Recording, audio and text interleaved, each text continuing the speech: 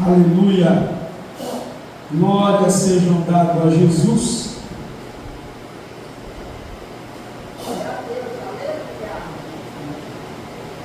Segunda Timóteo capítulo 2, versículo de número 15. Os que encontraram o texto, digam amém. Aleluia, glória a Deus. Segunda Timóteo capítulo de número 2, versículo a partir do 15. A Bíblia diz assim, irmãos, eu vou estar lendo, para nós ganharmos tempo. A palavra do Senhor diz assim: procura apresentar-te a Deus aprovado, como obreiro que não tem de se envergonhar, que maneja bem a palavra da verdade. Amém? Até a palavra. Agora vamos para Tito, um pouquinho para frente. Tito capítulo de número 2, versículo de número 7 e verso 8. Creio que todos encontraram, está logo à frente de Timóteo, né? Tito capítulo 2, versículos 7 e 8, diz a palavra: em tudo te dá por exemplo de boas obras, na doutrina mostra incorrupção, gravidade, sinceridade, linguagem sã e irrepreensível, para que o adversário se envergonhe, não tendo nenhum mal que dizer de nós. Amém? Pode tomar seu assento, fique à vontade. Aleluia, glória a Deus.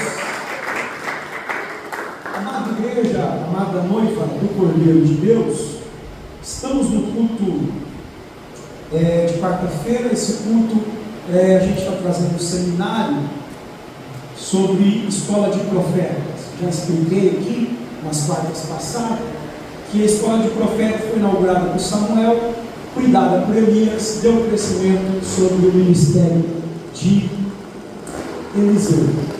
E nós sabemos que a intenção era alinhar, era fortalecer o propósito, ensinar aqueles que tinham uma chamada e vocação profética a como exercer o ministério profético. Nessa noite aqui na nossa igreja, Profetas da Última Hora, não é diferente a intenção, pastor Márcio.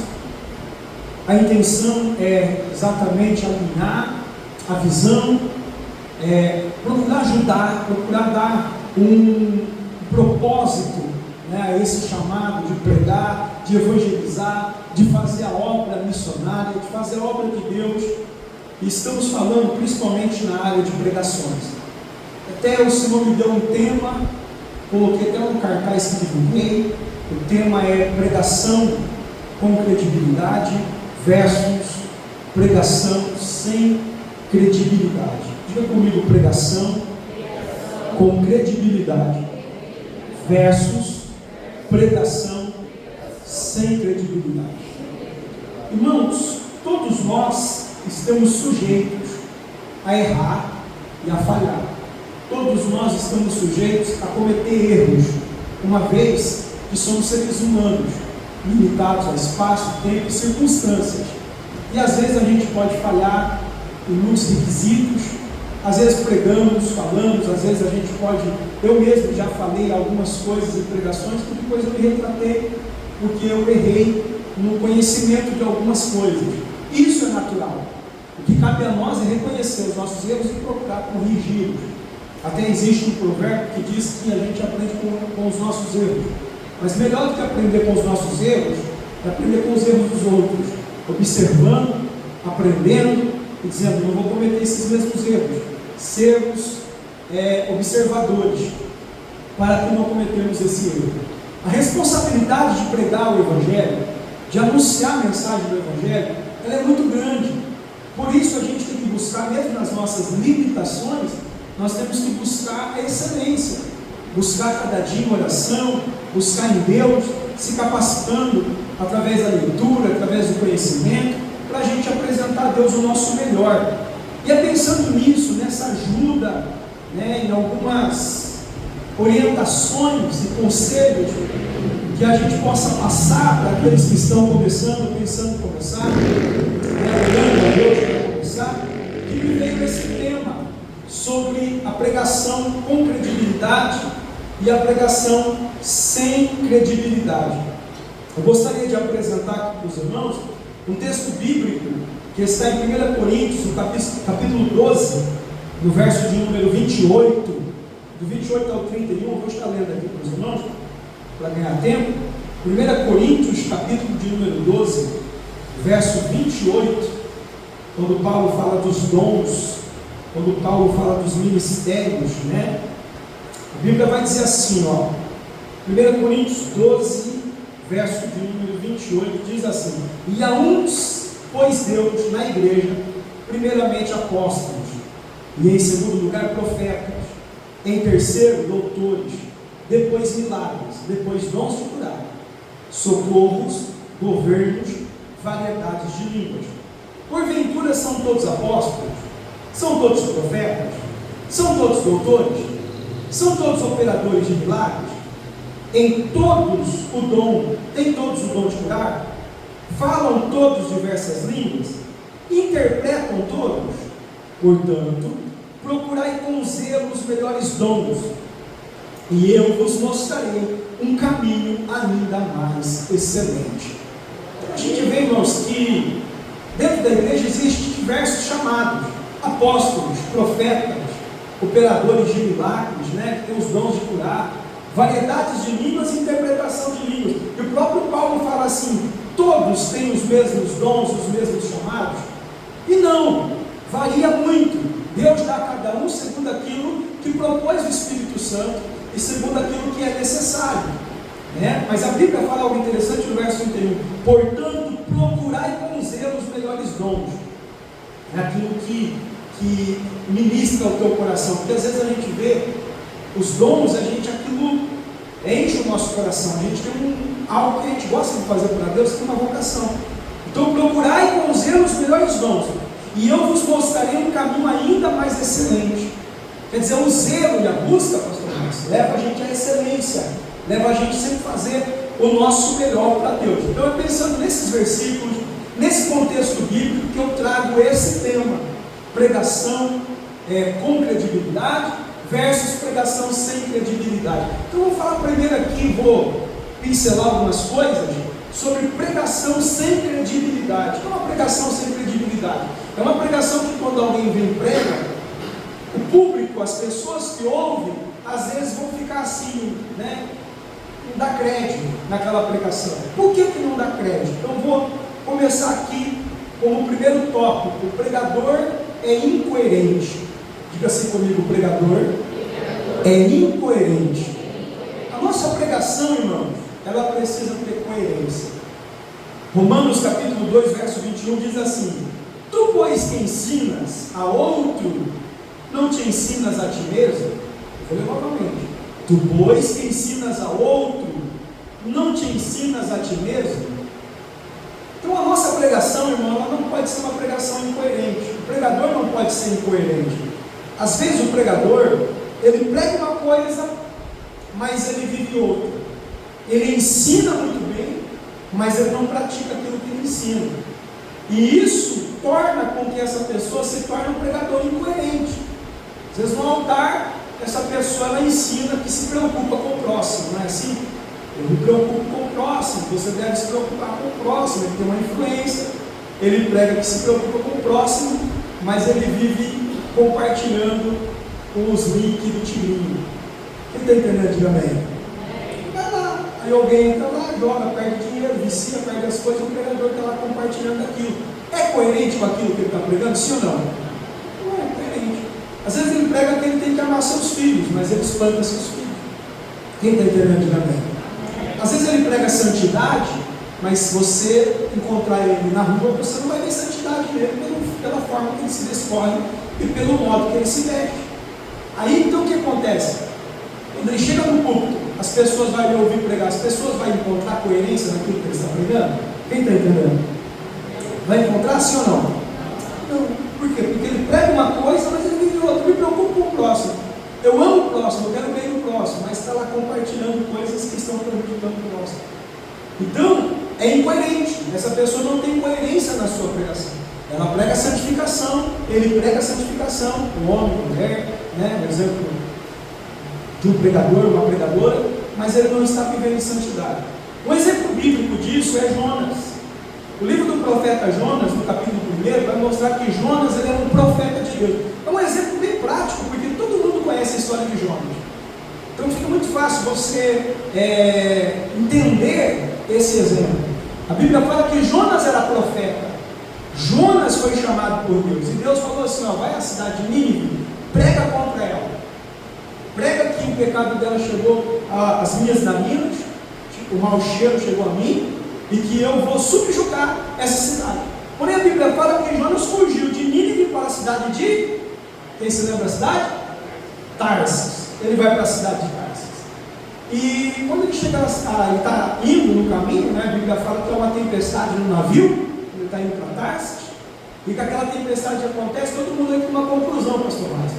A gente precisa orar, cada um ao seu Deus, cada um tinha sua fé ali, sua religião. Vamos dizer que cada um acreditava de Deus de uma forma, de um modo, né? Acreditava em um Deus, ou nesse Deus, de algum modo, de alguma forma. Mas aquele que conhecia esse Deus verdadeiro de verdade, ele foi para o porão, e ele foi dormir, ele foi tirar um cochilo lá, foi dormir, foi se esconder, estava escondendo de Deus e dos homens, foi se esconder. A Bíblia fala que não resolvia o povo clamar. A Bíblia até diz que o povo jogava suas fazendas no mar, porque tinha ali muita embarcação.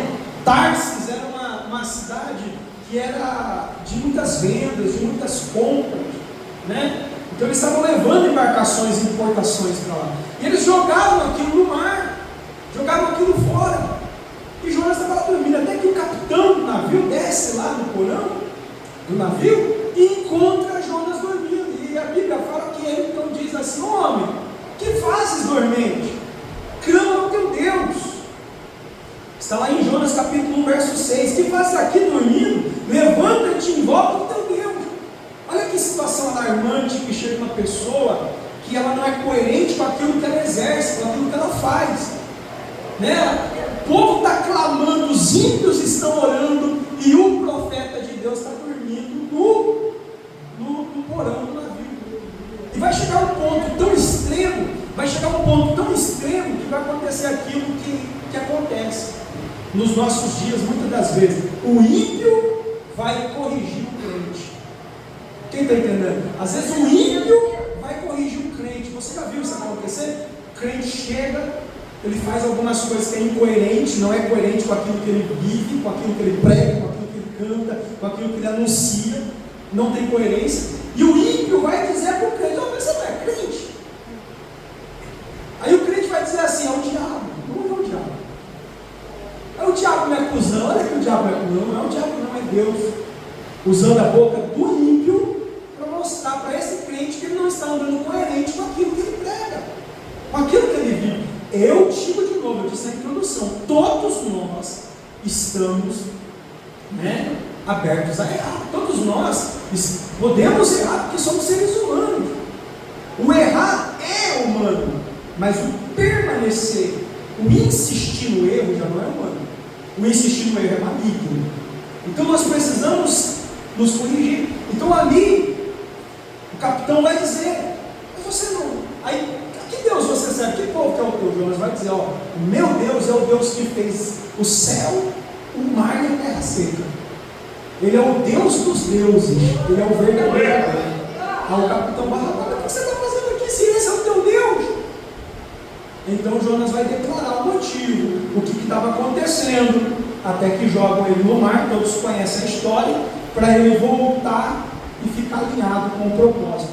Então, a pregação sem credibilidade é uma pregação que não tem coerência. Não digo coerência naquilo que se ensina, porque às vezes a pessoa prega muito bem, às vezes a pessoa tem um excelente dom de pregar e fala muito bem, irmão. Não é isso que Deus está procurando. Por isso que eu estou aqui fazendo esse estudo de quarto, debaixo de uma visão de Deus, para encorajar o pregador, porque não é isso que Deus está procurando. Isso é bom, pregar muito bem, ter uma boa oratória, né?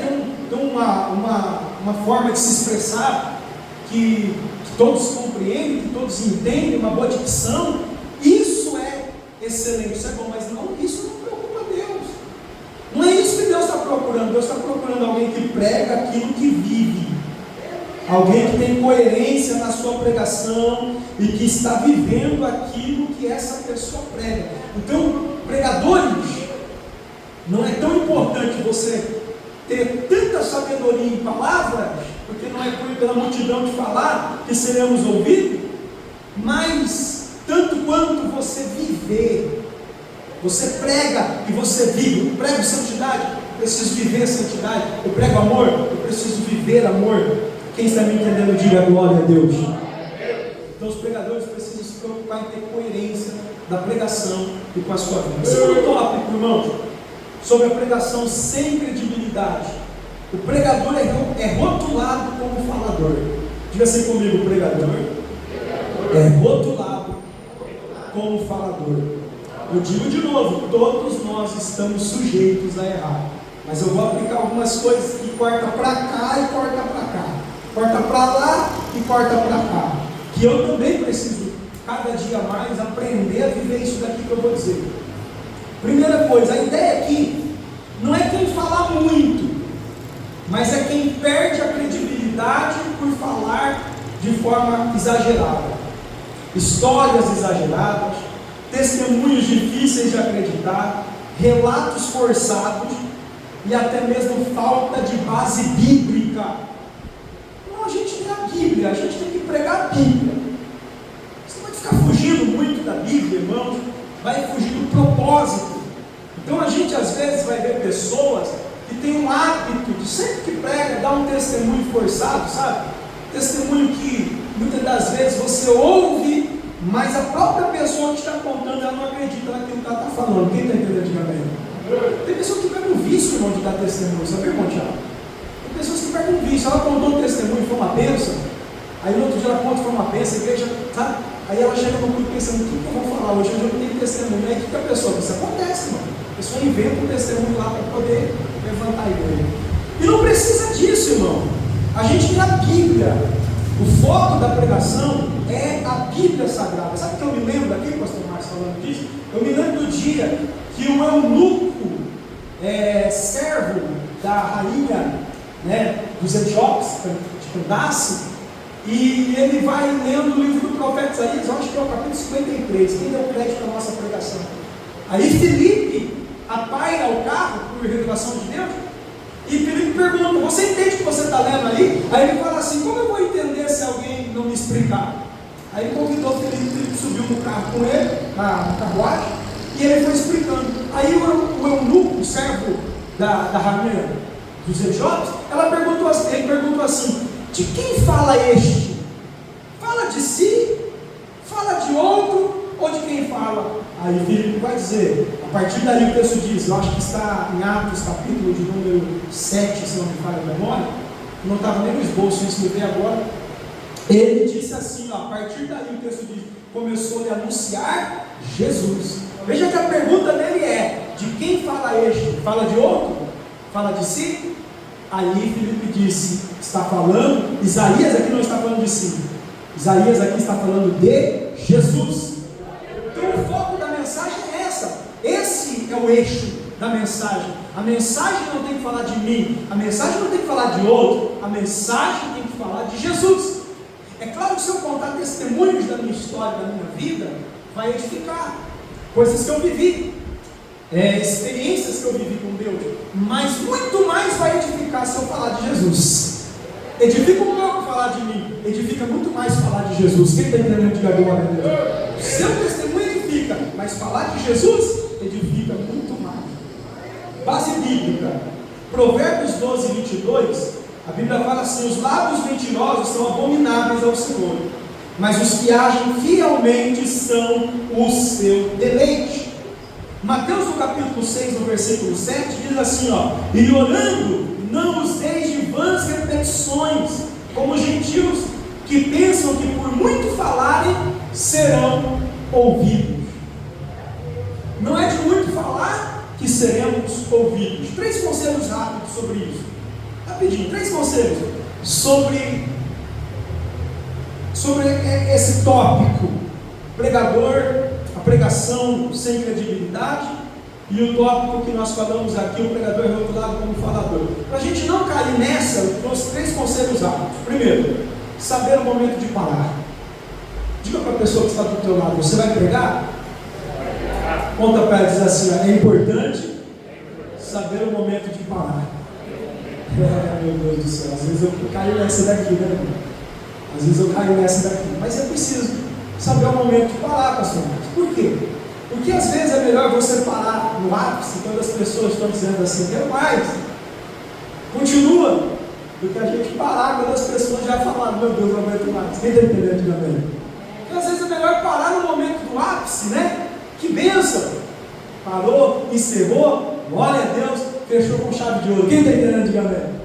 Do que deixar aquele momento do ápice passar e acabar falando, passando da hora, né? Eu me lembro até de uma pessoa que disse uma historinha, isso é verdade, né? Eu ouvi essa história, eu estou passando porque eu ouvi, que um pregador pregava muitas pessoas iam embora, não tinha hora para parar.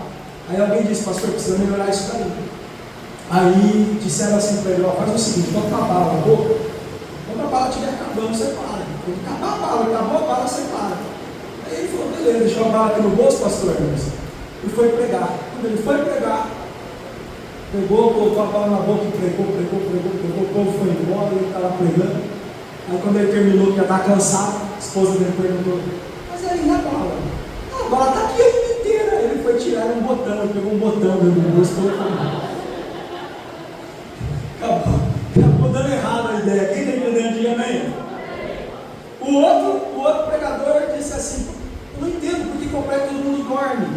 Sei que eu prego todo mundo dorme, mas gravaram ele pregando e mostraram para ele em casa.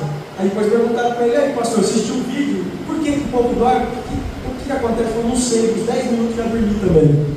Entendeu? Diga glória a Deus. Então, irmão, conselho, vai pregar?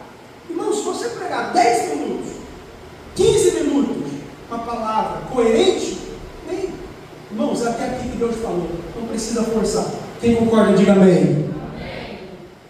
Segundo conselho que eu vou entregar aqui para os irmãos, para que não sejamos rotulados como faladores, né? Não exagerar nas conjecturas. Diga comigo, não exagerar nas conjecturas. Irmão, o que é uma conjectura? Uma conjectura é um pensamento óbvio dentro do texto. Não está ali, daquele jeitinho, mas você entende e você faz uma conjectura, você imagina um cenário, você faz ali uma aplicação. Isso é uma conjectura. Só que as conjecturas de um pregador tem que ser suave, não podem ser forçadas, porque se forem forçadas, a gente está acrescentando aonde não tem, ou tirando aonde está ali um texto. Para você ter ideia, eu vou trazer João 5, verso 2. Você pode abrir a tua Bíblia? João 5, verso 2. Eu posso conjecturar quando eu vou pregar? Pode, claro. Deus fala através de conjecturas, nós fazemos muito isso aqui, né? O pastor gosta muito de conjectura, a gente até acha bonito, né? Fala, irmão, conjecturando com esse texto bíblico, né? A gente fala, mas a gente tem que tomar cuidado. Mas João 5, 2, a Bíblia fala assim: ora em Jerusalém, a próxima porta das ovelhas, um tanque chamado em hebreu Betesda, o qual tem 5 alpendres. Neste jazia grande multidão de enfermos, cegos, coxos, paralíticos, esperando o movimento das águas, porquanto um anjo descia em certo tempo ao tanque e agitava a água. O primeiro que ali descia, depois do movimento da água, sarava de qualquer enfermidade que tivesse. Estava ali um homem que havia 38 anos se achava enfermo. Até aí, eu vi 2 coisas que eu guardei para a minha vida, de pregadores que conjecturaram de uma forma equivocada nesse texto. As coisas óbvias, que não dava para errar ali, mas por causa de uma conjectura, acabou errando ali. Primeiro, eu disse já para o pastor Márcio, eu acho. Uma vez eu ouvi um pregador dizendo que esse tanque ficava em cima de uma montanha. Como pode ficar em cima da montanha se o próprio texto está dizendo que era em Jerusalém, próximo da porta das ovelhas? Uma conjectura faz, ele mudou o tanque em cima de uma montanha, tirou de Jerusalém, tirou de lá da porta das ovelhas e colocou em cima de uma montanha. Uma conjectura exagerada. Outra coisa também, um erro de leitura. Lá no versículo de número 5, capítulo 5, estava ali um homem que havia 38 anos se achava enfermo. Diga comigo, se achava. é enfermo. E aí ouvi um outro pregador dizendo assim, que ele não era enfermo, ele só achava que ele era. Quem está entendendo? Ele achava, ele pensava que ele era enfermo. Não, irmão, o texto está dizendo que se achava porque ele se encontrava enfermo. Não é que ele se achava que ele estava enfermo. Por isso que às vezes a gente vai pregar, a gente precisa ler o texto, observar o texto, compreender o texto, para poder depois não falar uma coisa que, se for aqui, a gente perdoa, passa batido. Mas depende do lugar que está, depende de alguém que está ali, vai dizer que aquele pregador ele vai ser rotulado como um falador, que não está falando coisas que ele não está entendendo. Quem está entendendo, diga amém. Então, tomar cuidado com as conjecturas, irmãos. E o terceiro e último conselho dentro desse tópico é nunca perder o foco do objetivo principal. Você está pregando? Não perder o foco do objetivo principal.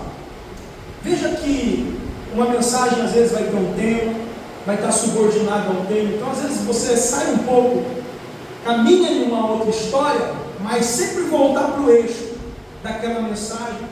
E o objetivo principal da mensagem do Evangelho, isso pode ser uma pregação, uma palestra para casais, pode ser uma palestra para jovens, pode ser que Deus vai te levar um dia para a área de Pentecoste, de avivamento, mas o centro da pregação é Jesus e é salvação de almas. Um erro que acontece, não deveria acontecer em muitas pregações, é terminar a pregação, encerrar a pregação e não convidar as pessoas a vir a Cristo, a reconciliar, a aceitar Jesus. Então a pregação, a mensagem da pregação, principalmente dentro desse ministério, a nossa visão, a nossa preocupação primordial é levar Jesus para as pessoas, né, pastor Márcio? É poder oferecer essa salvação que é dada pela graça e pela fé em Cristo. Então toda a pregação que Deus te usar, te levantar para pregar, ao encerrar, faça o convite. Não importa o que se você explanou uma mensagem profunda, se você entrou em assuntos profundos, se você terminar a sua mensagem e não fazer esse convite, é como se fosse em vão tudo aquilo que você fez. Então, nunca perder o foco.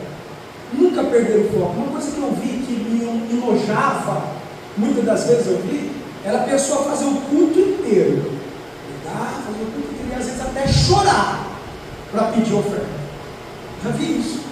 Dobrar o joelho, chorar para pedir oferta. Quem tem para ajudar e tal? Quem está entendendo, diga amém. Tentar incentivar as pessoas a ofertar. É importante ajudar a obra de Deus. A obra de Deus tem demandas. Aí chega na hora de aceitar Jesus. Tem alguém para aceitar Jesus? Não tem? Amém. Então vamos encerrar. Quem está entendendo, diga glória a Deus. Quer dizer, a pessoa que está ali, que é inteligente, que está vendo isso, quer dizer então que o dinheiro da oferta vale mais do que a alma que está ali para aceitar Jesus. Quem está entendendo? As pessoas são inteligentes. Elas vão observar como é que é feito a liturgia deste culto. Se nós nos empenhamos em pedir ajuda para a obra, tanto mais ainda devemos nos empenhar em revelar Cristo para as pessoas e dizer: irmãos, a porta está aberta da salvação, venha no altar, aceite a Jesus, reconcilie com Cristo, entregue a sua vida para Cristo, porque a Bíblia diz que se uma alma, você ganhar uma alma, uma multidão de pecados encoberto, e a Bíblia diz que você tem recompensa e galardão por uma alma que você leva a Cristo, e a Bíblia fala que sábio é o que ganha almas. Quem está entendendo, diga glória a Deus. Então, nunca perder o foco daquilo que você está ministrando, porque uma pregação sem credibilidade é uma pregação que não tem foco, Então, quando você tem a oportunidade, ore a Deus e diga: Deus, me dá um foco naquilo que o Senhor quer falar, coloca no meu coração aquilo que o Senhor deseja falar, e quando Deus falar o teu coração, ministrar o teu coração, vai naquele caminho, começa ele, encerra aquele caminho, para que você seja bem sucedido na sua mensagem. Quem está entendendo, diga glória a Deus. Quem entendeu até aqui, dá um glória. Irmãos, agora eu vou terminar aqui com tópico final. O pregador aprovado por Deus. Diga comigo, pregador aprovado por Deus. Nós lemos lá em 2 Timóteo, no capítulo 2, verso 15. Procura apresentar-te a Deus aprovado, como obreiro que não tem de que se envergonhar, que maneja bem a palavra da verdade. Irmãos, aqui o apóstolo Paulo está dizendo para Timóteo: busca apresentar-te a Deus aprovado. Aprovado. Você se preparou para aquilo, né? Como obreiro que não tem de que se envergonhar, não tem de onde o inimigo acusar. A Bíblia fala que os inimigos de Daniel procuravam um defeito, um vício em Daniel, vasculharam Daniel. Se fosse nos dias de hoje, teriam entrado nas redes sociais de Daniel, teriam observado a vida de Daniel em todo lugar, e não encontraram Daniel defeito, não encontraram Daniel vício, porque ele era um homem temente a Deus e fiel. A única coisa que encontraram para tentar acusar Daniel é ter orado 3 vezes ao dia, e as janelas abertas para Jerusalém, orava pela paz e restituição da cidade de Deus, de Jerusalém. A Bíblia fala que foi ali que tentaram prejudicar Daniel, porque não tinha outra coisa, ele era um crente de oração. Que assim seja a tua vida, que você não tenha do que se envergonhar diante da presença de Deus. Assim como também em Tito, onde nós lemos, vai dizer assim, em tudo te dá por exemplo de boas obras, que você seja um testemunho de boas obras. Na doutrina, que é um ensinamento, doutrina significa ensinamento, mostra incorrupção, gravidade, sinceridade, linguagem sã. O que é linguagem sã? Linguagem temperada.